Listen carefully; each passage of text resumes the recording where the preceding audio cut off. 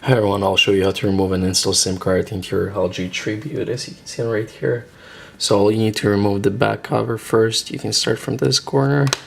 There's a little space between. You can go all the way around. Once you remove it, here's going to be your SIM card.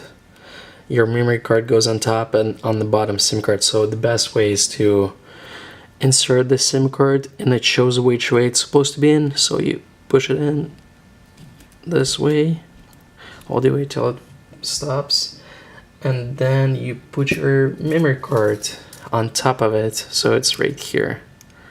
It shows also which way it's supposed to be in.